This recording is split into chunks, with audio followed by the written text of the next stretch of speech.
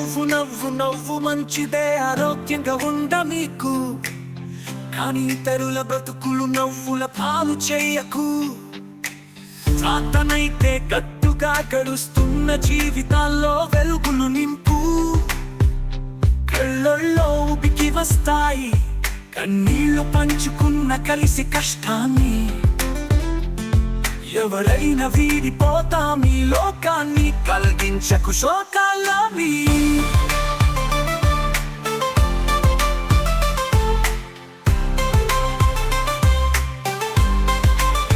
మెహర్ బాబా గారు అన్నారు, నిజమైన సంతోషమేమిటో ఇతరులను సంతోషంగా ఉండేటట్టు చూడడమే.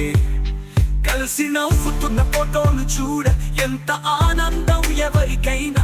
ఒకరి కోసం అందరూ చేయి వేసిన ఎంత అలకనా. అందరి కోసం ఒకరు పంచుకున్న ఎంత ఆలంబన.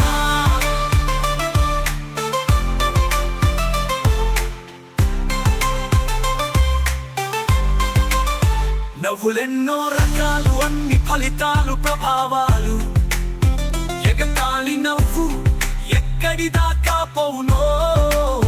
వెకిలి నవ్వు వ్యక్తిత్వం లేనివా పట్టించుకోకపో. పట్టప్పుడు బుడద ముఖమంటిన నవ్వు ఆపుకోలేని నవ్వు. ఎలా నవ్వినా మనం లెక్క చేయకున్నా ఏమి కావు నువ్వు.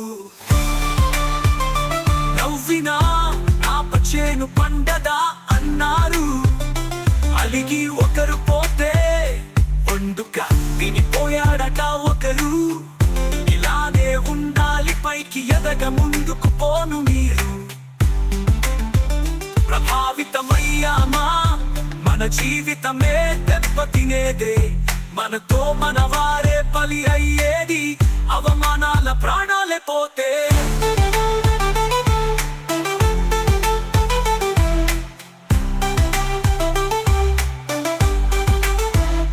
సభలో ద్రౌపది నవ్వు మహాభారత యుద్ధానికి ఓ కారణం.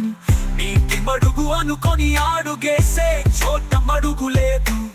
లేదనిపించిన చోట మడుగు ఉంది. ఆకులో పడ్డడు దుర్యోధనుడు. అవమానంగా తీసుకున్నాడు, యుద్ధానికి కాలు దువ్వాడు. అనవసరపు సందర్భం లేని నవ్వు వద్దు, అది ముప్పు. అందరూ ఒక్కలా ఉండరు, ఎదుటి వారిని పట్టిపోవాల. ఏమి చేస్తారు అనుకోవద్దు. పేదోళ్ళైనా కొట్టి చంపే తెగువ కొందరిది. ఉన్నోళ్ళైనా అవమానపడి అంతు చూస్తారు. అందరితో కలిసి నవ్వు కాదు తప్పు, కానీ ఇతరులపై నవ్వావా అది ముప్పు. సమయం సందర్భం చూసి నవ్వు, ఎదుటి వారి స్థితి చూసి నవ్వాలో వద్దో చూడు. కాకూడదు నవ్వు నాలుగు రకాల కీడు.